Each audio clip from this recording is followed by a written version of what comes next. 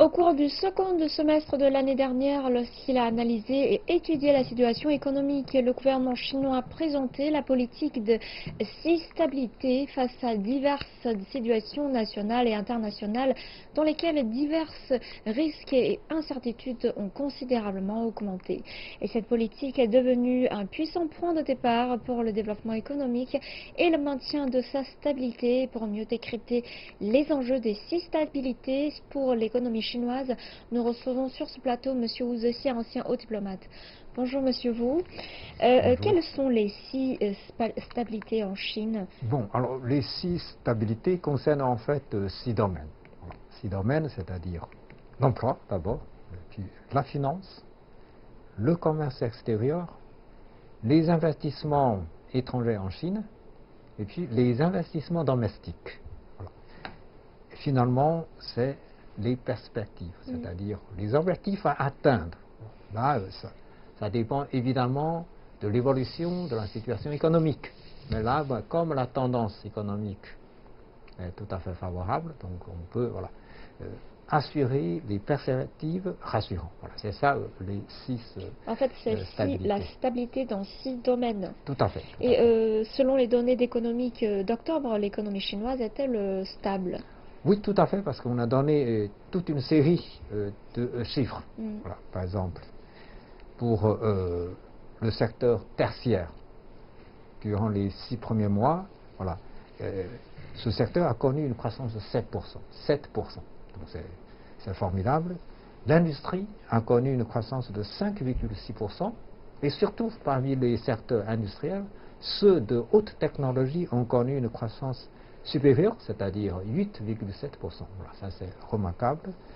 Et puis pour la consommation, parce que c'est le moteur de la croissance, la consommation pour les produits détaillants, là, ça a augmenté de 8,1% pour les 10 premiers mois, sans compter la période de la fête de consommation qui a débuté du 1er novembre jusqu'au 11 novembre. Bon.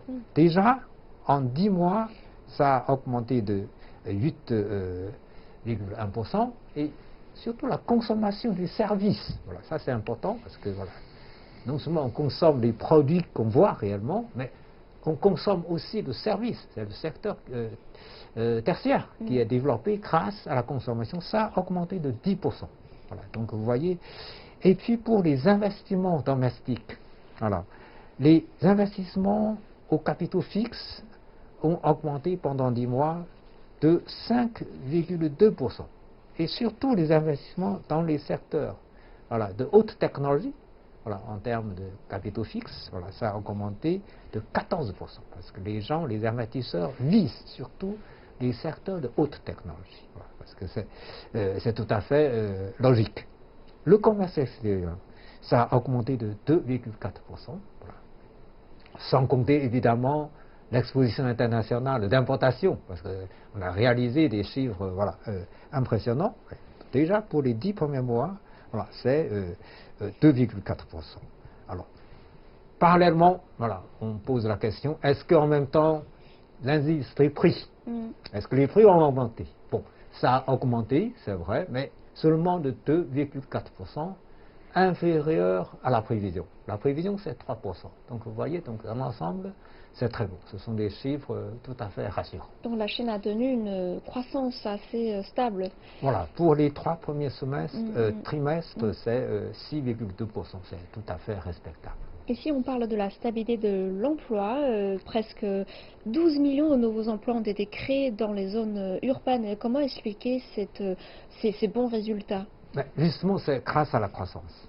Selon les études, chaque fois en Chine, à l'état actuel, chaque fois qu'il y a 1% de croissance, cela engendre à peu près 2 millions d'emplois. Vous voyez, donc 6%, ça fait entre 11 et 12 millions d'emplois.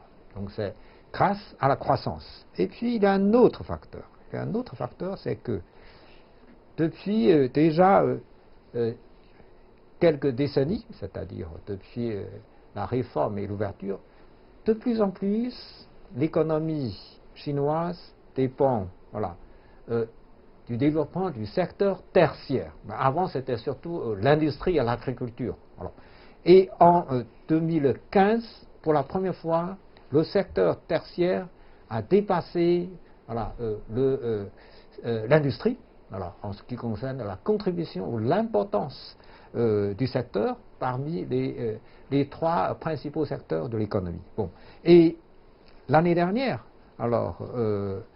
le secteur tertiaire représente déjà plus de 52% de l'économie. Donc le secteur tertiaire qui se développe joue un rôle très important puisque le service absorbe plus de la main-d'œuvre, que l'industrie, parce que l'industrie a tendance à être basée de plus en plus sur l'intelligence artificielle. Donc l'industrie emploie de moins en moins de main-d'œuvre, tandis que le service, il emploie de plus en plus des gens. Et parmi les 6 stabilités, vous avez parlé de la stabilité des finances qui viennent en deuxième position. Et quels sont les efforts du gouvernement chinois a fait pour stabiliser la prévention des risques financiers? Là, le gouvernement chinois fait toujours très attention, parce que nous avons déjà 2 leçons à retenir. La première leçon, la crise financière de l'Asie en 1997. Alors, ça a provoqué beaucoup de dégâts en Asie. Et puis 2008, la crise financière qui a éclaté aux États-Unis, ça a affecté l'économie du monde et on n'est toujours pas sorti complètement de la morosité de la situation économique dans le monde à cause de ça. Chez nous, en Chine, on fait beaucoup d'attention. On ne joue pas la spéculation, on ne s'amuse pas avec l'outil financier pour favoriser la spéculation. Bon. Pour nous, la finance doit servir l'économie réelle. Le gouvernement encourage les banques, les établissements financiers à apporter leur soutien aux entreprises, surtout les petites et moyennes entreprises. Donc, c'est surtout le secteur privé. Le secteur privé est très favorisé par le gouvernement avec les moyens financiers. D'accord ? Donc, pas de spéculation. Il y a eu à un moment donné des problèmes de bulles dans le secteur immobilier. Mais depuis des années, le gouvernement a fait beaucoup d'efforts pour casser ces bulles. Donc aujourd'hui, on a une situation plutôt encourageante. Bon. Non seulement il y a des aides financières apportées au secteur privé, surtout pour les petites et moyennes entreprises, y compris les micro-entreprises, il y a en même temps des efforts qui visent à alléger les charges fiscales et les prélèvements sociaux des entreprises de taille petite et moyenne ou des micro-entreprises. Donc l'année dernière, c'était 14 000 milliards de yuans de moins en termes de prélèvements sociaux et des charges fiscales auprès des entreprises, surtout des entreprises privées. Bon. Et cette année, l'objectif, à la fin de l'année, c'est de 20 000 milliards de yuans. Vous voyez, donc beaucoup d'efforts de la part du gouvernement pour faciliter la vie des entreprises avec des outils financiers qui sont utilisés dans un sens tout à fait positif. Donc pas de spéculation financière. Récemment, la porte-parole du Bureau national de la statistique avait cité un terme intéressant, je cite, fondement à long terme et soutien à court terme. Comment expliquer ce terme? Bon, c'est tout à fait compréhensible parce que le fondement, c'est-à-dire la base de l'économie chinoise, il faut savoir, la Chine, c'est aujourd'hui la 2e économie du monde. 16%, l'économie chinoise, c'est 16% de l'économie mondiale. Alors, donc, la base est solide. Et surtout, la Chine, c'est aussi le 2e marché. C'est le 2e marché, c'est-à-dire, en Chine, vous avez 1,4 milliard de consommateurs et qui ont un pouvoir d'achat sans cesse croissant. C'est ça qui est important. Quand vous avez la consommation, quand vous avez un pouvoir d'achat sans cesse croissant, eh bien, cela entraîne le dynamisme de la production. Voilà. C'est ça qui compte. Voilà. Donc la base est là, est réelle. rien que pour voilà, les 11 jours que j'ai cités tout à l'heure, durant la période de fête de consommation, qu'est-ce qu'on a réalisé comme chiffre d'affaires? 14 milliards de dollars. 14 milliards en 11 jours. Voilà, vous voyez, ce pouvoir d'achat impressionnant.